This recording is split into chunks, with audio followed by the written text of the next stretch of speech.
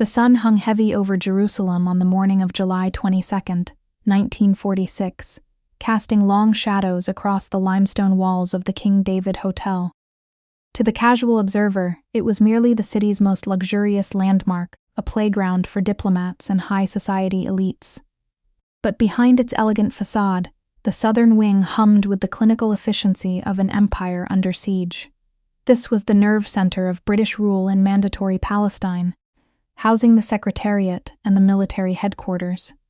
Within these walls lay secrets that could break a revolution, documents seized just weeks earlier that threatened to dismantle the Jewish resistance. As the clock ticked toward noon, a group of men dressed as Arab workmen and Sudanese waiters were moving through the service entrance, carrying milk churns that held enough TNT to change the course of history forever. Before we carry on with the story, remember to comment, like, share, and subscribe so you don't miss future episodes of the Calendar of Crime. To understand why the King David Hotel became a target, one must look back to the chaotic summer of 1946. The British Mandate was struggling to maintain order as Jewish paramilitary groups intensified their struggle for independence. The tension reached a breaking point on June 29th, a day known as Black Saturday or Operation Agatha. In a massive sweep, British forces arrested thousands of Jewish leaders and confiscated a mountain of documents from the Jewish Agency. These papers were more than just evidence. They were a roadmap of the insurgency, directly linking the Haganah to acts of sabotage.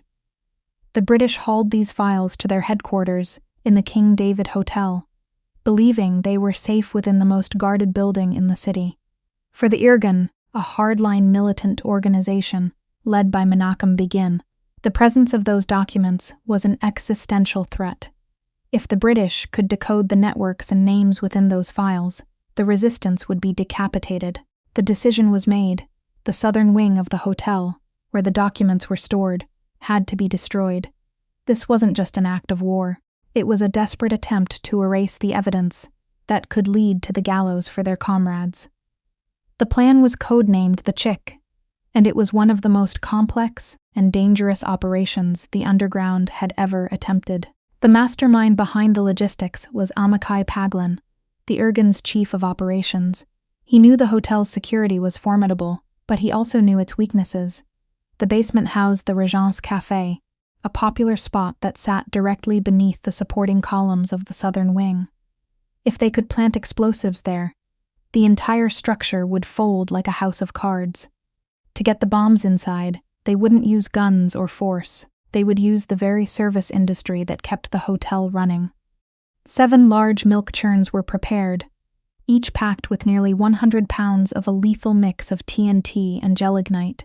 On the morning of the attack, the Irgun team gathered in a small, nondescript house to finalize their disguises. They wore the traditional robes of Arab laborers and the distinctive uniforms of the hotel's Sudanese waiters. This camouflage allowed them to move through the streets of Jerusalem without drawing a second glance. They loaded the heavy milk churns into a delivery truck, labeled them as harmless supplies, and set off toward the hotel. The stakes were impossibly high. A single suspicious guard or a random inspection could end the mission before it even began. At approximately 11:45 a.m., the delivery truck pulled up to the service entrance of the King David Hotel. The team moved with practiced precision, rolling the milk churns into the basement. They encountered a few members of the kitchen staff, whom they quickly held at gunpoint to prevent an alarm from being raised. In the dim light of the basement, near the massive concrete pillars of the Regence Café, they began the nerve-wracking process of setting the timers. Every second felt like an hour as they wired the detonators, knowing that the British military police were stationed just floors above their heads. However, the plan hit an immediate snag. A British officer, suspicious of the activity near the service entrance, stumbled upon the scene. A brief but violent firefight erupted in the basement. The officer was fatally wounded, but the sound of gunfire echoed through the hotel's corridors, alerting the switchboard operators nearby. The Irgun team knew their window of opportunity was closing rapidly. They finished setting the fuses, originally intended for a 30-minute delay. and scrambled toward their getaway vehicle. Outside, a diversionary explosion was set off across the street to draw attention away from the hotel. But the chaos was only just beginning.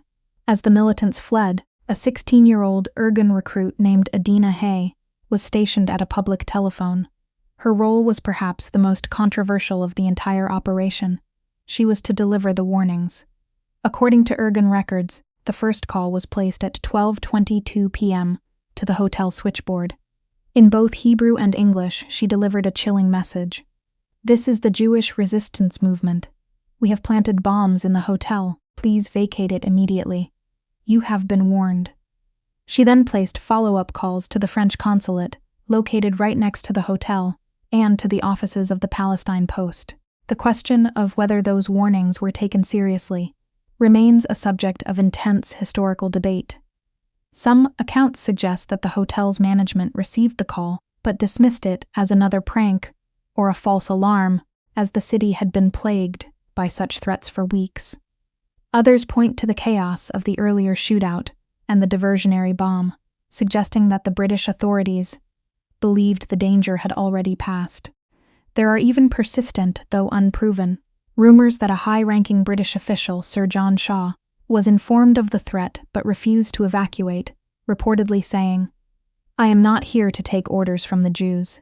Inside the hotel, life continued with a surreal normalcy for a few more minutes. In the offices of the Secretariat, typists hammered away at their machines, and officials reviewed reports, unaware that several hundred pounds of explosives were ticking beneath them. Some employees later recalled hearing a small pop or a distant rumble, the diversionary bomb, and moving toward the windows to see what had happened. This instinctual reaction would prove fatal for many, as it placed them directly in the path of the coming blast. At 12:37 p.m., the world exploded. The 7 milk churns detonated simultaneously, sending a massive shockwave upward through the bedrock. The central supporting pillars of the southern wing were vaporized instantly. For a heartbeat, the 6-story structure seemed to hover in the air before gravity took hold. The western half of the wing collapsed in a deafening roar of grinding stone and shattering glass. A massive plume of white dust and smoke billowed into the Jerusalem sky, visible for miles. The elegant hotel had been transformed into a jagged, smoking ruin. The scene in the immediate aftermath was one of pure horror. Survivors, covered in gray dust, staggered out of the debris, their clothes torn and faces bloodied. The air was thick with the smell of cordite and the screams of those trapped beneath the rubble. British soldiers, Arab civilians, and Jewish residents all rushed toward the site, digging with their bare hands in a desperate search for signs of life. The collapse had been so complete that many victims were crushed instantly, while others were buried in air pockets, waiting for a rescue that might never come. As the dust settled, the true scale of the tragedy became clear. 91 people were dead. The victims were a microcosm of Mandatory Palestine: 28 Britons, 41 Arabs, 17 Jews, and 5 others of various nationalities. Among the dead were high-ranking officials, but also humble clerks, messengers, and hotel staff. The Irgun's attempt to target a military headquarters had resulted in one of the deadliest acts of political violence in the history of the Mandate. The documents they sought to destroy were indeed buried, but the cost in human life was staggering. The political fallout was instantaneous and global. From London to Washington, the bombing was condemned as an act of senseless terrorism. Even within the Jewish community, the reaction was one of shock and grief. The Haganah, which had initially given a tentative green light to the operation, quickly distanced itself, and David Ben-Gurion publicly denounced the Irgun as the enemy of the Jewish people. The British responded with a massive crackdown, placing Jerusalem under a strict curfew and conducting house-to-house searches, further inflaming the tensions that were already tearing the country apart. For Menachem Begin and the Irgun, the bombing was a Pyrrhic victory. While they had succeeded in destroying the incriminating documents and dealt a massive blow to British prestige, they had also isolated themselves from much of the international community. Yet, in the long view of history, many historians argue that the King David Hotel bombing was a turning point. It signaled to the British government that the cost of maintaining the mandate was becoming too high. The nerve center had been severed, and the psychological impact on the British administration was profound, accelerating the eventual decision to withdraw from Palestine. Today, the King David Hotel stands rebuilt, a symbol of resilience, and a silent witness to a day that reshaped the Middle East. A small plaque nearby commemorates the event, though the wording remains a subject of diplomacy and debate.